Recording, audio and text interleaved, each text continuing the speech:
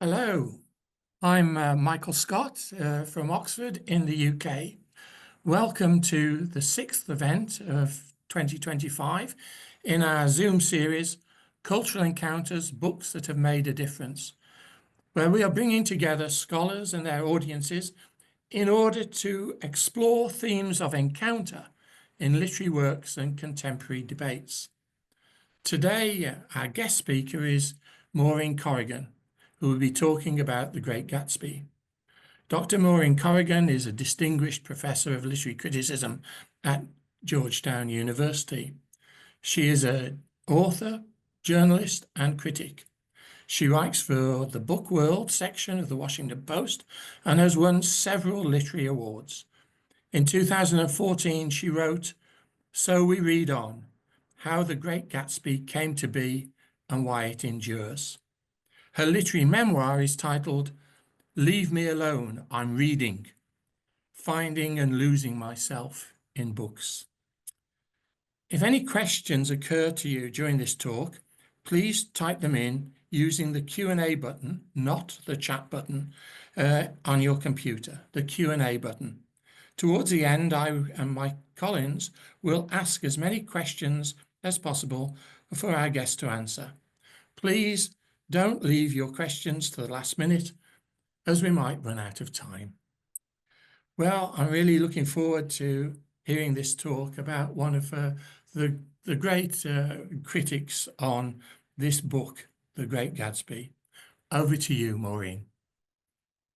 Thank you very much, Michael. It's such a privilege to be able to talk about The Great Gatsby almost on the eve of its centenary. I think as many people in the audience may know, April 10th, 1925 was the publication date of The Great Gatsby. It was Fitzgerald's third novel, and it was the one that he thought would be hailed not only as a commercial success, but also a great literary success. Instead, the reviews were mixed. I've gone through most, if not all, of the contemporary reviews. It's startling to see how many of them read Gatsby as a crime novel. Racketeers, bootleggers, sin and sex on Long Island, that sort of thing. And of course, the most famous negative review appeared in the New York World newspaper, Joseph Pulitzer's newspaper. It was headlined, "Fitzgerald's Latest a Dud." At the time of his death in Hollywood in 1944, Fitzgerald, who was age 40, thought that he was a failure. Copies of Gatsby were gathering dust in Scribner's warehouse. And he wrote to his great editor, Maxwell Perkins, is the novel a failure? Has it had its time? About 5 months before his death.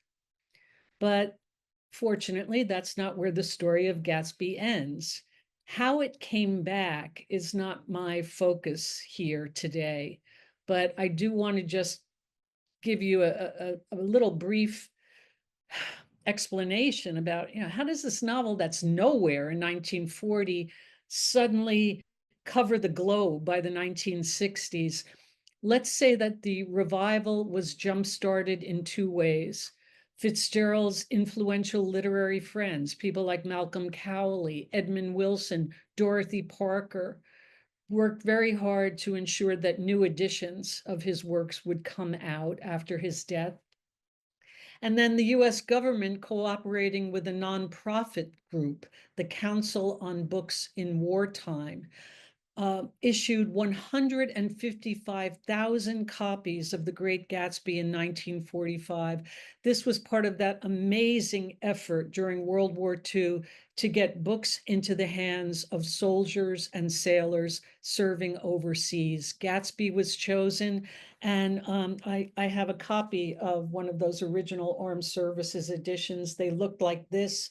They were meant to fit in the servicemen's pockets, and there are little enticements on the back cover. So this is Gatsby in 1945. What's said about it, I'll just read one sentence. The Great Gatsby presents a deathless figure in the person of Jay Gatsby, one of the first and certainly one of the greatest of the racketeers in American history. So you can see it's still sort of being pitched as a crime story, as a sensational story, but maybe whoever wrote that blurb on the back was wise in thinking that that's what the servicemen would be interested in. By the 1960s, Fitzgerald and Gatsby were becoming staples on the high school curricula. And certainly one reason that was and is so is the same reason why Fitzgerald posited that it didn't sell originally. The book is short. Fitzgerald thought people want more book for their buck. 185 pages is too short, and that's one of the reasons he thought it didn't sell. Think about that. The majority of people who have attended high school in the United States have read The Great Gatsby. Based on all of the talks I've given, all of the articles I've written, all of the responses I've received to my book, that seems to be still true. Gatsby is very much still assigned. It's the one novel then that unites us as Americans at a time in American history when not much else seems to be uniting us. Like so many of our other great American novels, I'm thinking of Huckleberry Finn, Moby Dick, Invisible Man. Gatsby explores the limits of the American dreams of meritocracy, democracy, upward mobility. And it's good to remember that the character who believes in the green light in The Great Gatsby, Gatsby himself, is dead at the beginning of the novel, which is written retrospectively. Nick Carraway is remembering the summer of 1922 from the present time of 1924. Fitzgerald himself said the novel was about aspiration. But as we know, aspiration doesn't guarantee success in this novel or in life. And I think perhaps that's one reason why The Great Gatsby is sometimes banned these days in high school by high school boards, because it expresses skepticism about the American dream, as well as including a lot of drinking and extramarital sex. Those are other reasons why it's been banned. But even as the novel tells us that the American dream may be a mirage, it does so in some of the most beautiful language ever written about America. And if people who are listening right now have not done so recently, I urge everybody to go back to the last 7.5 pages of The Great Gatsby, in which Nick is standing at the edge of West Egg outside of Gatsby's deserted mansion because Gatsby has been killed in his swimming pool. Nick is looking at the island of Manhattan, and time rushes backward. He takes us backward to the time when the island of Manhattan glittered like a great promise for Dutch sailors' eyes. As Morris Dickstein, the great American literary critic, said of Gatsby, it reads like an inquest. We keep going backward in Gatsby. And in those last 7.5 pages, we go back to the original moment of European exploration of America and what those explorers may have been thinking as they came upon the continent. By the way, Fitzgerald put those amazing last 7.5 pages, ending with "So we beat on, boats against the current, borne back ceaselessly into the past." Originally, he had them at the end of chapter 1, and I'm so glad he rethought that decision, because he really understood the novel had to earn those last 7.5 pages. Like all great works of art, Gatsby is both of its time and timeless. Today, I'm focusing on how Gatsby is of its time, namely the early 1920s in America, specifically in New York City, which was the center of modernity in America. I also teach a course in New York City, which is my hometown, and we spend way too much time on the 1920s because that is the era when New York became New York in a way that we would all still recognize today.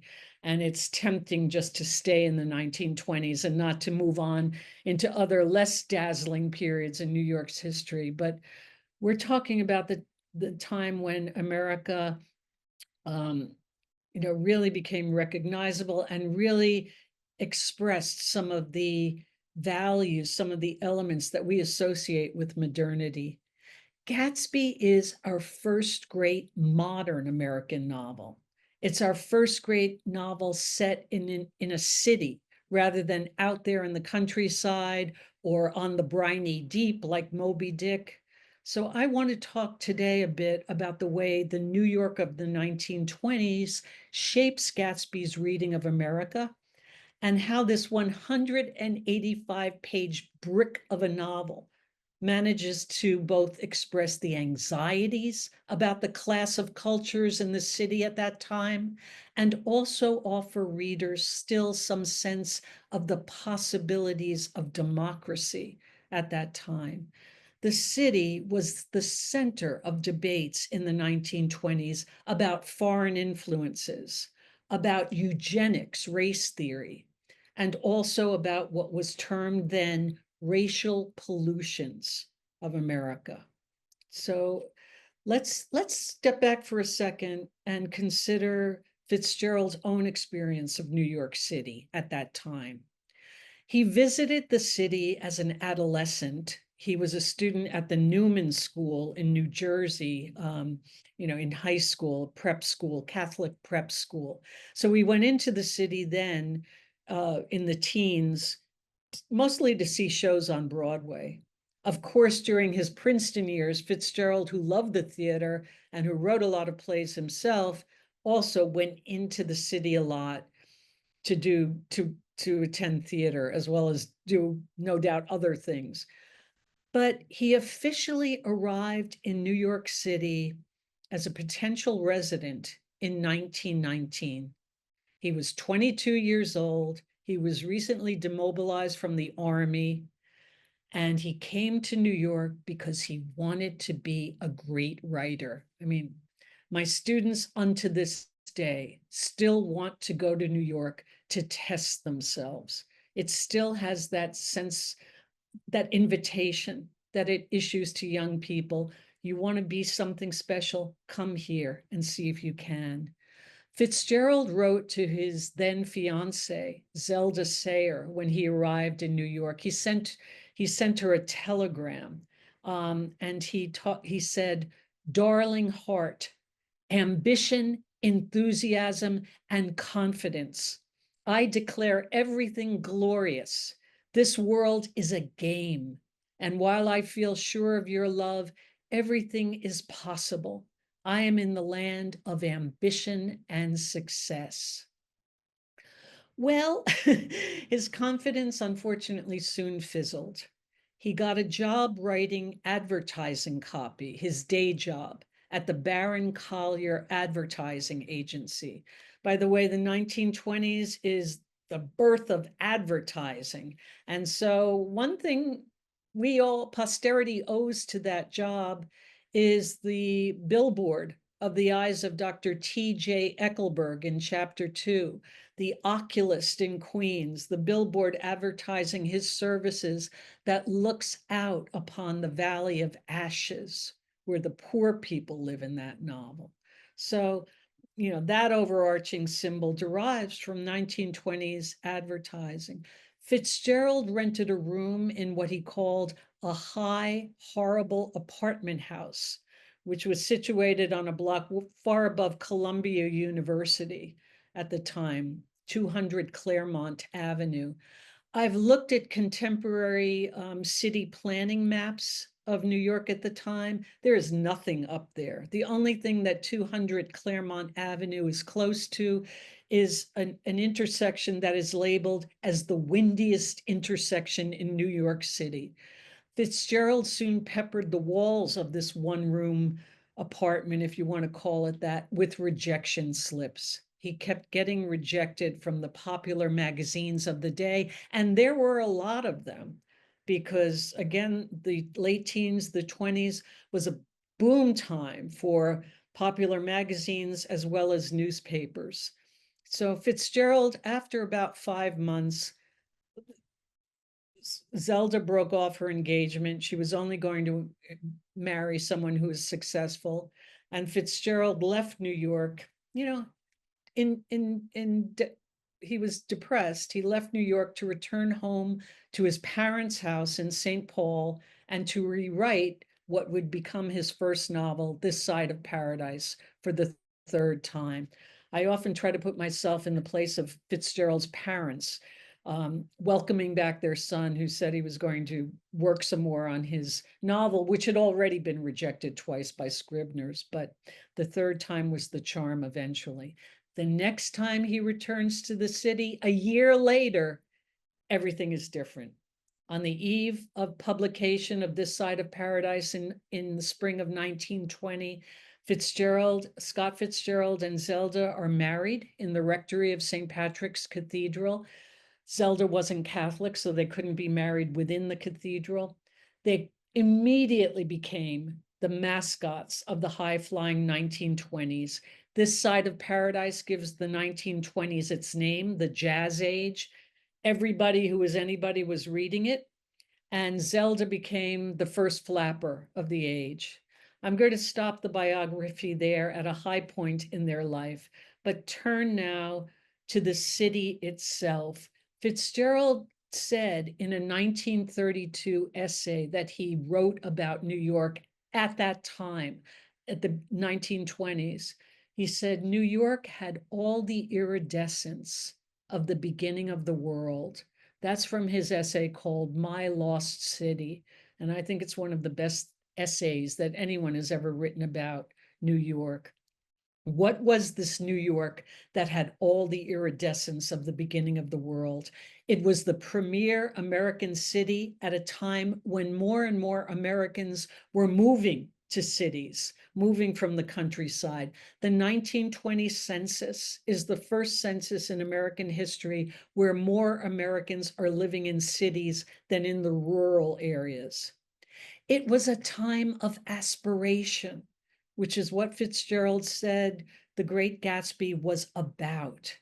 The wonderful cultural critic Ann Douglas, in her classic study of New York City in the 20s, which is entitled Terrible Honesty, suggests another word to encapsulate the spirit of the city in that age. She suggests the word air-mindedness. And what does she mean by that? Triumphs in aviation would soon help Americans conquer the air, right? We think about Charles Lindbergh later in the 20s, as well as all the aviators who preceded him. Radio would soon conquer the airwaves. Radio comes into being in the mid-20s. And in New York City specifically, skyscrapers were rising up all over Manhattan. New York City, as I've said before, was becoming New York in a way that those of us who love the city would recognize it. Among the skyscrapers that are built or started in the 1920s, the Daily News Building, the Radiator Building, which is on the south side of the Fifth Avenue Public Library, the Chrysler Building, and at the end of the decade, eventually the Empire State Building. I think it's significant that the first word that F. Scott Fitzgerald records in his diary as having said as a baby is the word up. And he uses the word up 202 times in The Great Gatsby. So clearly New York City was a match for Fitzgerald's high-flying ambitions. But New York is also the center for less soaring phenomenon, in the 1920s.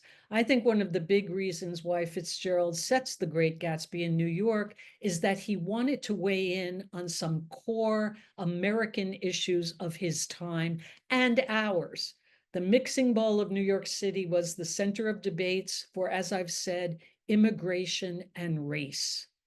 Post-World War I, New York City was reeling still from that colossal second wave of immigration that had begun in the 1880s.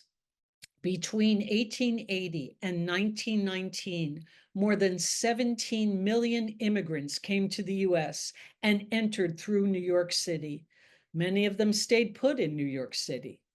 By 1920, only 1 million of the city's 6 million residents were white, native-born Protestants. The second wave of immigrants also mostly came from Eastern and Southern Europe, as opposed to Northern Europe, which had long been the case. The first Red Scare was centered in New York City under the 1918 Alien Act, which we in America are hearing about again. People like Emma Goldman, along with other foreign-born residents, were deported for their anarchist political sympathies. There was also an internal migration going on in post-World War I America, where Black Americans were relocating from rural areas to cities like Chicago, Cleveland, Detroit, and New York City. In the teens and the 1920s, New York City increased its Black population by 67%. Many of those newcomers were gathered in Harlem, where there were a lot of vacant apartments because real estate speculators had bet on the fact that the new IRT subway line reaching into the northern reaches of Manhattan would spur New Yorkers to move uptown. That didn't happen. So when the influx of Black migrants moved into New York, they went uptown to Harlem, where, of course, realtors were also able to increase their rents to give Black renters the privilege of renting in New York City. White New Yorkers didn't want to live there. In part, that real estate situation is responsible for the Harlem Renaissance of the 1920s. What was the reaction of the influx of Black Americans into the city? What was the reaction of the influx of immigrants into the city? As you might suspect, not great. There were letters to the New York Times written by white New Yorkers, which expressed the opinion that subway cars should be segregated. And in fact, as the 20s wore on, restaurants and other public spaces that had once been integrated in New York started to become segregated. There were also letters written that suggested that fences should be built, walls, if you will, to separate the new influx of Black Americans in Harlem from the rest of the city. And membership in the Ku Klux Klan soared during the 1920s, not only in rural areas, but also in cities which saw an influx of Black Americans. Remember that the Klan was not just racist, but also anti-immigrant and anti-Catholic as well. So a new generation of race theorists rose up to meet the moment, to argue against what they called the pollution of the white race by people of color, as well as by immigrants who were not considered really white. Madison Grant was one of those eugenicists. He was the author of a book called The Passing of the Great Race, which was published in 1916. It was one of the most famous racist texts. It was a book that Adolf Hitler referred to as his personal Bible. Grant played a role in crafting immigration restriction laws and anti-miscegenation laws in the US. His book popularized the theory that the so-called Nordic races, the white race, was superior. I'll throw out another name, another best-selling author in America at that time, Lothrop Stoddard, who wrote a book called The Rising Tide of Color Against Worldwide White Supremacy, which was published in 1920, the same year as This Side of Paradise. That too was a bestseller. Both books were published by Scribner's, Fitzgerald's own publisher, which before the publication of This Side of Paradise was known as a conservative publisher, a conservative press. It was only because Maxwell Perkins, who was a young editor at the time, threatened to quit the editorial board that This Side of Paradise was published by Scribner's. I mean, both of those titles sound disturbingly familiar in some of the views that they're expressing, some of the eugenicist views that they're expressing today. Of course, if they sound familiar to you because of The Great Gatsby, you know where I'm going. One avid reader of eugenicist texts is Tom Buchanan in The Great Gatsby. I suspect he isn't much of a reader, but somehow he's read those books. And as we meet Tom, the first thing we learn about him in chapter 1, which you'll remember, Nick is Daisy Buchanan's cousin. He goes to the Buchanan's house in chapter 1 to attend a dinner party, and he meets Tom Buchanan. And Tom is one of those guys who's got to dominate dinner party conversations as well as everything else. And he's read a book and he's going to tell you about it. And I'd just like to read this short passage from The Great Gatsby and from Tom's remarks. Nick says to Daisy, "You make me feel uncivilized." And that's all Tom has to hear. Tom says, "Civilization's going to pieces," broke out Tom violently. "I've gotten to be a terrible pessimist about things. Have you read The Rise of the Colored Empires by this man Goddard?" he asks Nick. Nick replies, "Why, no." "Well, it's a fine book and everybody ought to read it. The idea is if we don't look out, the white race will be utterly submerged. It's all scientific stuff. It's been proved." Daisy says, "Tom's getting very profound. He reads deep books with long words in them." "Well, these books are all scientific," insisted Tom, glancing at her impatiently. "This fellow has worked out the whole thing. It's up to us, who are the dominant race, to watch out, or these other races will have control of things." "We've got to beat them down," whispered Daisy, winking ferociously toward the fervent sun. Tom says, "The idea is that we're all Nordics. I am, and you are, and," after an infinitesimal hesitation, he included Daisy with a slight nod, and she winked at Nick again. "And we've all produced all the things that go to make civilization. Oh, science and art and all that. Do you see?" One thing I think you hear in that passage in chapter 1 is the screwball comedy humor that sometimes bubbles up in the first third of the novel. Gatsby doesn't get credit enough for being, in many ways, a funny book. And you hear that marital sparring, especially with Daisy winking at Nick about all the silliness that Tom is spouting. But of course, you also hear the ugly social conservative from Tom, who is a rich white WASP man who wants to keep things just the way they are. And he is afraid that this influx of others into the city, they are out on Long Island, which is a scant ride 20 miles or so into Manhattan. He is afraid that this influx of others into the city is going to upend the social hierarchies.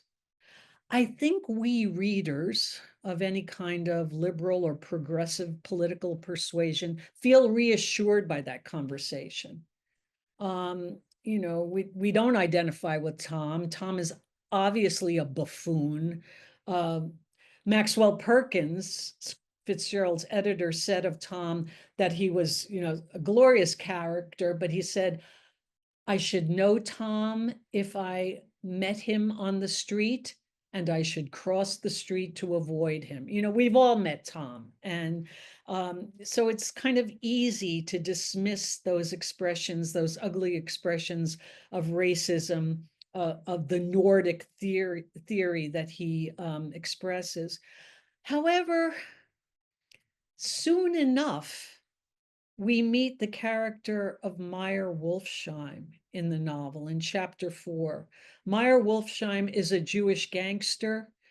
He's also kind of the gangster who is modeled after, a real life Jewish gangster at the time. And he's the character who helps Jay Gatsby become who he is, you know, helps this poor boy from the Midwest transform into the wealthy man we know in the novel. He's also, in a sense, a money lender in the mode of Shylock. And when we first meet him in the novel, he's outfitted with, you know, some pretty offensive male jewelry, namely cufflinks, which turn out to be gold-filled human molars. I mean, the implication is if you don't pay Meyer Wolfsheim in time, whatever money you owe him, that he pulls out your gold-filled molars with pliers and, you know, wears them as cufflinks.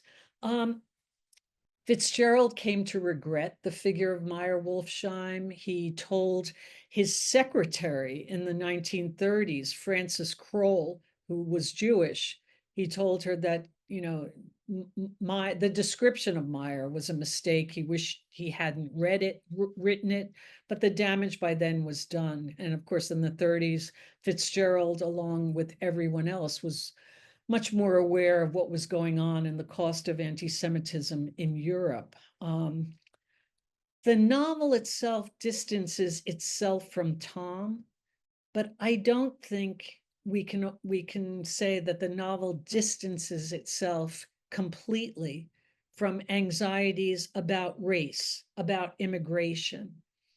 And I want to turn to one other passage in The Great Gatsby, but it's the key passage because it's a passage that explicitly surveys New York City as the center of these questions about how inclusive the idea of America can be.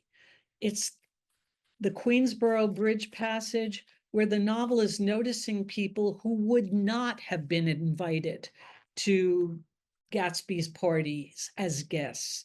They are people of color. They are immigrants, like my own Polish grandmother, who arrived in New York a few years before Fitzgerald by herself as a 17-year-old immigrant. Consider what happens. Gatsby's wonderful car with Nick as a passenger is gliding into one lane of the Queensboro Bridge. I grew up maybe 2 miles from the Queensboro Bridge, so I'm very familiar with that geography. The Queensboro Bridge takes you into 59th Street, into Manhattan. And Gatsby's car is soon left in the dust by 2 other cars. I'm going to let Fitzgerald's own superior words take over here. This is Nick speaking, of course. Over the great bridge, with the sunlight through the girders making a constant flicker among the moving cars, with the city rising up across the river in white heaps and sugar lumps, all built with a wish out of non-olfactory money.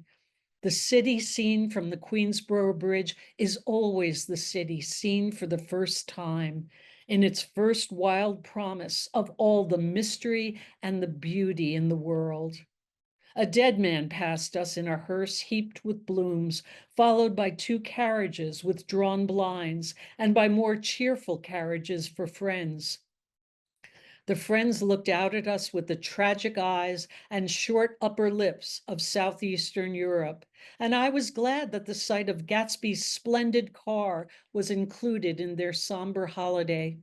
As we crossed Blackwell's Island, a limousine passed us, driven by a white chauffeur in which sat 3 modish Negroes 2 bucks and a girl.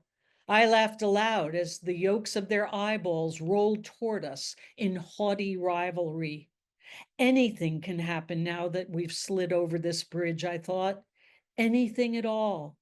Even Gatsby could happen without any particular wonder. What a passage. When we still used paper calendars, I remember that the first part of that passage would often appear on literary paper calendars, the Queensboro Bridge, the beauty of New York rising up, that beauty, but the second half was never quoted. What is that second half? As I said, Gatsby's car is left in the dust by a funeral cortege of immigrants from Southeastern Europe and by a limousine in which the racial hierarchies are being overturned. Nick laughs, but I don't think the novel is quite laughing. It's anxious.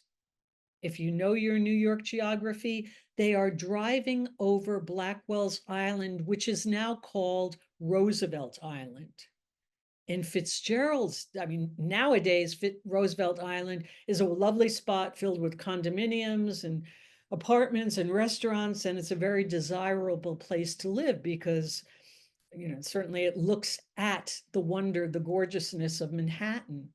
But in Fitzgerald's day, it was a sinister place.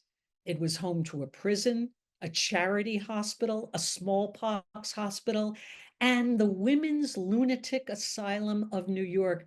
That's the place where the intrepid journalist Nellie Bly went undercover in 1887 to expose the horrifying conditions there and also the wrongful imprisonment of immigrant women who were taken there just because they couldn't make themselves understood. They didn't speak English. Ella Kay, who appears in The Great Gatsby as the woman who swindles Gatsby out of his inheritance, she's Dan Cody's lover, is modeled after Nellie Bly. The fact that such a grim island lurks beneath the glorious bridge and that the faster cars carrying immigrants and African Americans are allied with the threat of death and disease betrays a worry about where an increasingly diverse America was headed. But also remember, F. Scott Fitzgerald is the man who famously expressed the idea that the test of a first-rate intelligence is the ability to hold two opposed ideas in the mind at the same time and still retain the ability to function. The Great Gatsby is nothing if it's not complicated. It's complicated about a lot of things, but in our particular case, it's complicated about its responses to modernity, to modern New York, to immigration, to mixing, to diversity. Gatsby is undeniably concerned about America on the move and how fast these others are moving. But that antic automobile race concludes on a note of anticipation, not dread. Nick thinks anything can happen now that we've slid over this bridge.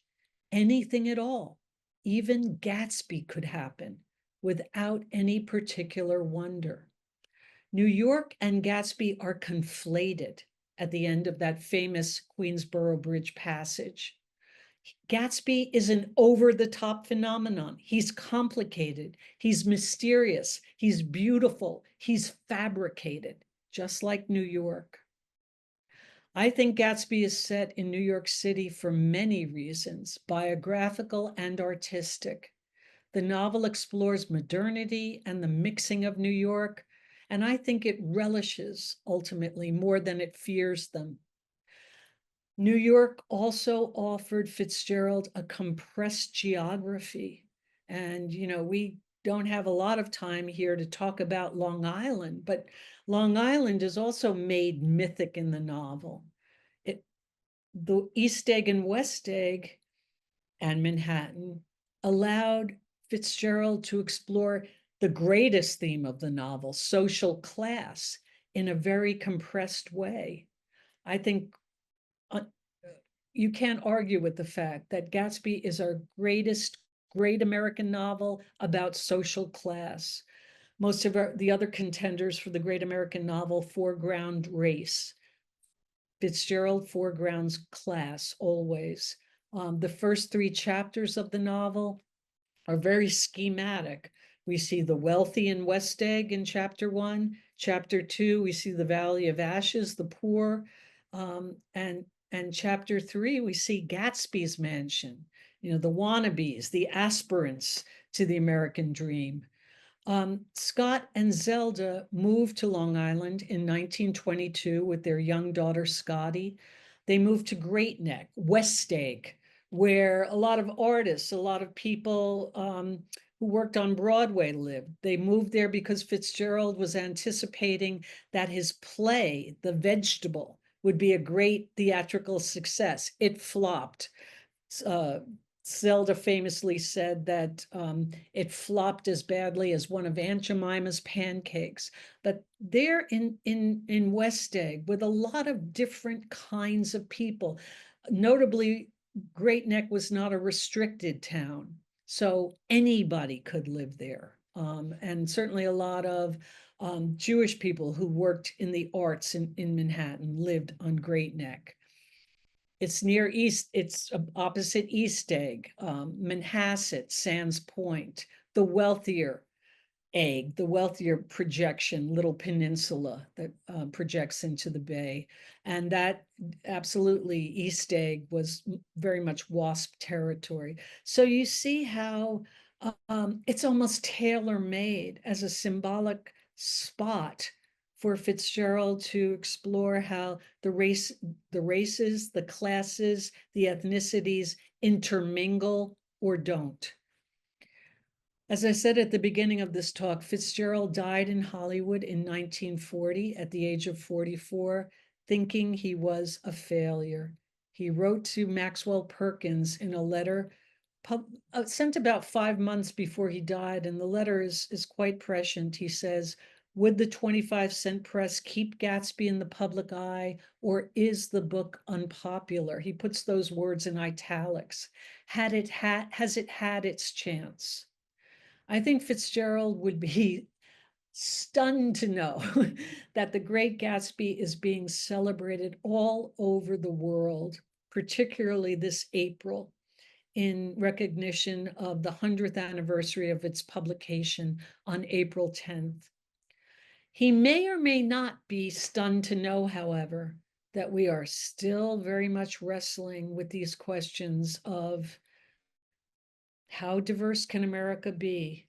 How inclusive can the American dream be, especially with regard to race, immigration, and class? Does everybody have an equal shot at the American dream or not? I think he would just smile to know that, and sadly, to know that we are still very much grappling with those questions. Thank you so much for your attention today. And I hope people have questions or thoughts that they would like to share about The Great Gatsby. Well, thank you very much, Maureen. That was a fabulous lecture, and I thoroughly enjoyed it. I found it quite moving, actually, as someone not living in America, to hear you talking about New York and that time. Maybe I just start on one thing that you didn't mention, and I just wonder whether it is there within the book, was that of course we'd just come out of the First World War and the terrors of the First World War. Do you think that has a function in the book? Yes, came out of the First World War and the flu pandemic, the first flu pandemic, and Absolutely. very And I'll much tell you, my grandfather died in that epidemic. So really. yeah. I'm sorry. Very much those traumatic events are very much present in Gatsby. In fact, I'm going to the World War I Museum in Kansas City next week to talk about Gatsby and World War I. I'll just quickly say that you remember that when Nick and Gatsby meet in chapter 3 at Gatsby's party, the first way they identify themselves is what battalion they served in during the war. They recognize themselves as fellow soldiers, and that means something. And Fitzgerald himself served in World War I, although famously he never got overseas, and really he was tormented by that for his entire life. But the quick response to your question, how does that inform Gatsby, those two traumatic worldwide events? The parties, the frenetic parties in Gatsby, I think have very much are very similar to the parties in Edgar Allan Poe's short stories, The Curse of the Red Death. You know, that notion that something bad is out there, something bad has happened, and we have to frenetically try to forget that it's out there or that it was out there by drinking, dancing, you know, pretending that it didn't happen at all. I know that a lot of people are celebrating Gatsby this month by having Gatsby themed parties. And I know I sound like a killjoy when I say I wish they wouldn't. That's so not the point of the novel. It's in fact, Fitzgerald uses those parties and the tone of those parties to clue us into, in a way, the impending doom at the end of Gatsby. Yeah. Thank you for that. Let me go to some of the questions. I'll come to Mike in a minute as well. So, Shelby Knighton says, I would love to know Professor Corrigan's thoughts on the recent musical adaptations, including the one on Broadway of The Great Gatsby, and specifically what these adaptations say about the novel's reception in the present day. Yeah, I can't speak to the one on Broadway because I haven't seen it. I will admit, nothing I've read about it has made me want to see it. However, I am a literary consultant to the musical that premiered at the American Repertory Theater this past summer in Cambridge, Massachusetts. And that is, please God, headed for Broadway as well as the National Theatre in London. And you know, the music in that musical is written by Florence Welch of Florence and the Machine. The playwright is Martina Mayak, who won a Pulitzer, and I will speak for that adaptation that it is all about class, it is all about striving, and it is all about the limits as well as still the promise of the American dream. So I'm happy to say that that adaptation is not about, you know, it's not just a love story, or if it is a love story, it's about Gatsby's love, the romance of something larger, which we all have. We're all reaching for something larger. And I think, yes, there are more adaptations, I'm sure, coming out. I've seen Gats, the 7.5 hour production of The Great Gatsby, in which the actors have memorized The Great Gatsby. I've seen it 3 times. It's transcendent. Most of all, Gatsby rests on the power of Fitzgerald's words. It's a voice-driven novel. And that's why it's so difficult, I think, to translate into film onto the stage, because it's not so much about the characters, it's not so much about what happens, it's about Fitzgerald's voice. Thanks for that. An anonymous attendee says, Gatsby's New York is a place where social categories blur, but also where people feel alienated and morally unmoored. Do you think today's shift towards digital spaces as new spaces for congregation and reinvention mirrors that tense relationship between identity, aspiration, and exclusion? Oh, what a great question, which I have no idea how to answer. I will say, you know, my other life besides my other regular life besides happily teaching at Georgetown is, for 34 years, I've been the book critic for the NPR program Fresh Air. So I pretty much review a book a week. And over the course of my career as a book critic, I have witnessed, the falling away of book sections, of course, in newspapers, the traditional ways in which people have learned about books, have been alerted to different things in culture that they might be interested in. What's replaced it are all of these amazing sites online. But I think that there is something of a self-segregation with the online universe. You gravitate toward sites that you think are going to be congenial to people like you, or even with books that you're going to get recommendations about books that you've already somehow alerted the algorithms that you have an interest in. So I don't know about the promise of democratic mingling with the internet. I mean, even an event like this, we want to hope that it reaches, a global audience, but I don't know that it does. What does these days? I'm not sure. I don't know. And, to even put it in the context of Gatsby, would people like Tom and Myrtle, would people like the Finn, who is one of the favorite my favorite characters, who appears for 2 seconds in the novel. She cleans up after Nick in his cottage, and she's just referred to as the Finn. She's the cleaner. I think she knows everything that goes on in the novel. Would they have access to the internet? Would they have laptops? I don't know. I think they would maybe have to rely on the public library system, which is now under attack in America. Mike Collins, do you want to come in on this at all? Not really. Oh, yeah, we should get to the questions. I only have two things to say. Dutch Schultz was your Jewish gangster, I believe. Yes, but it's also, God, I'm blanking on his Yeah, name. I thought not Dutch. No. Yeah, I need to look it up. I'll look it up. Yeah.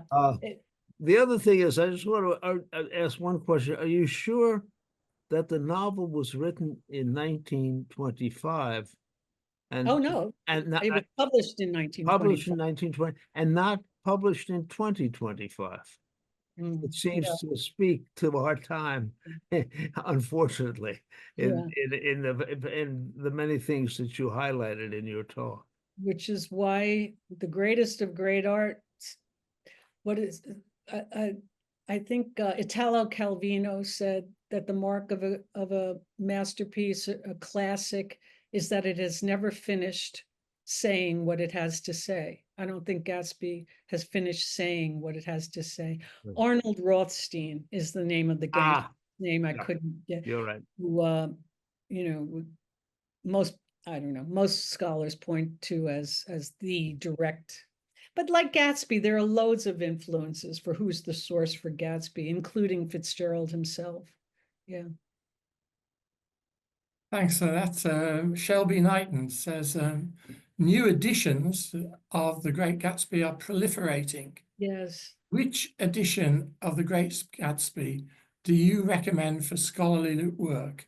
Which edition would you recommend for teaching secondary school or undergraduate students? I would either recommend the Scribner's edition or this edition, which I think has a terrible cover. I'm sorry, Cambridge University, you could have done better, but is a wonderful edition because it has a preface, an introduction by Sarah Churchwell, who wrote the wonderful book Careless People about the 1920s and New York and the Fitzgeralds and a lot of other cultural events of the 20s. And it also is edited by James L.W. West III, who edited the entire I think it's something like 24 volumes of the Cambridge Fitzgerald. F. Scott Fitzgerald is the first American writer and the only one so far to be honored with an edition by Cambridge University.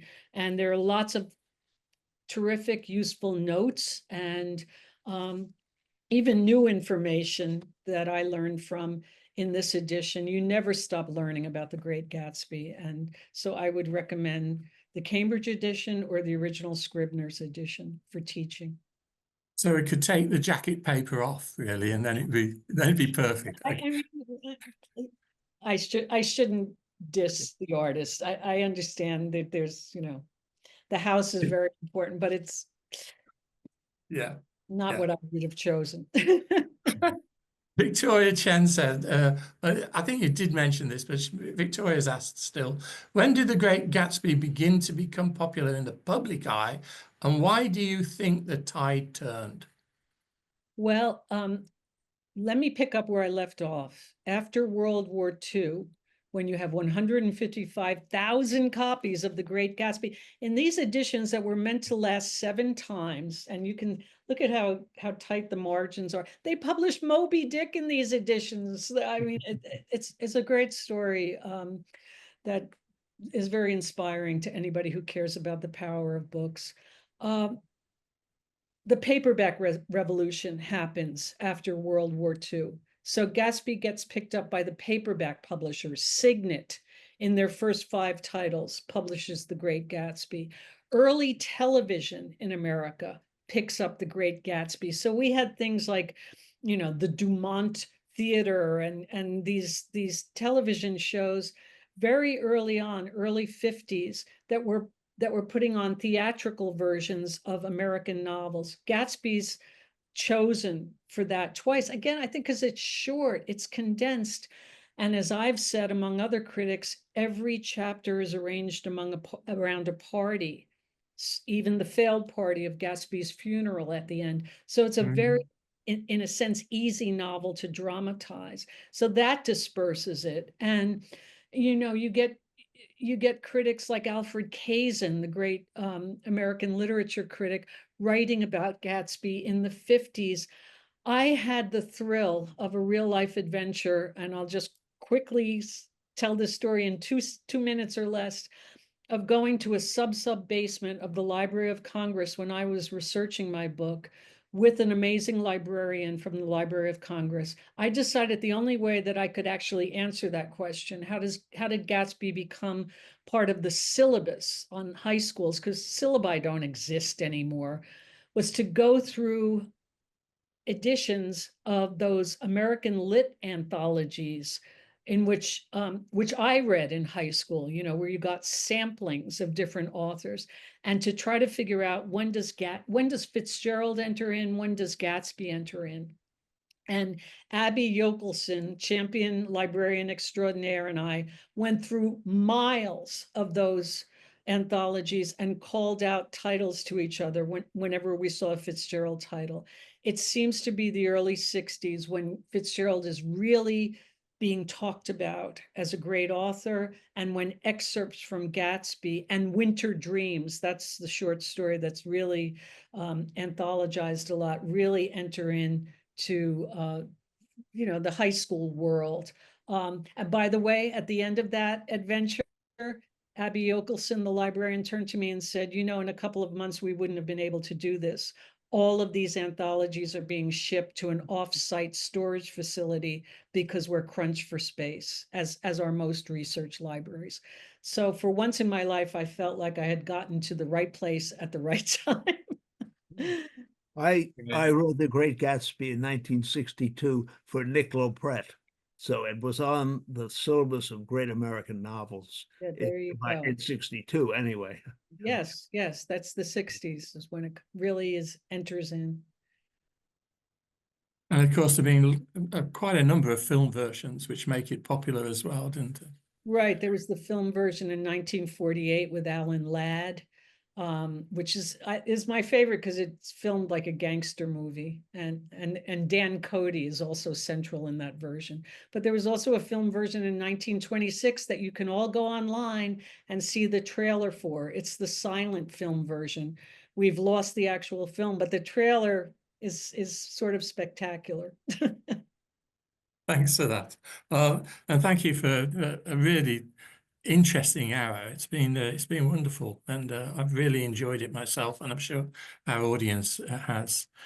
Thank you, Maureen. And our next Cultural Encounter talk will be on Monday, the 7th of April at 11 a.m. EST, 4 p.m. in the UK, when Richard Finn from the Dominicans at Blackfriars Hall will be introducing us to Pope Leo XIII's Rerum Novarum and that concept of cultural encounter. So I think he's going before Pope Francis to see where the antecedents of the Pope Francis idea about cultural encounter and the finding of otherness in others began. On Wednesday, the 9th of April at 4 p.m. UK time, 11 a.m. US time, we have a free speech debate, I think a very important debate at the present time, on whether the Western judiciary can be independent. So that's Wednesday, the 9th of April, 4 p.m. And it's Monday, the 7th of April, 11 a.m. with Richard Finn at the last one of those. Thanks to Georgetown University for supporting the series, especially the Vice President Global Affairs, Tom Banchoff. Thanks also to the Administrator at Georgetown, Mary Gordon. I'd like to thank Blackfriars Hall for their support, especially John O'Connor, the Regent, and Richard Finn, the Director of the Las Casas Institute, and Dominic White, the Prior. And also for our UK Administrator, John Angus Macaulay. I'd like to thank Mike Collins for joining me and supporting this series. I'm Mike Scott from Blackfriars Hall, Oxford. You can follow me on LinkedIn as Professor Michael Scott and Facebook as Michael Kerr Scott. Thank you today for joining us. Thank you again, Maureen, for a lovely, lovely talk. Goodbye, everybody. Bye-bye.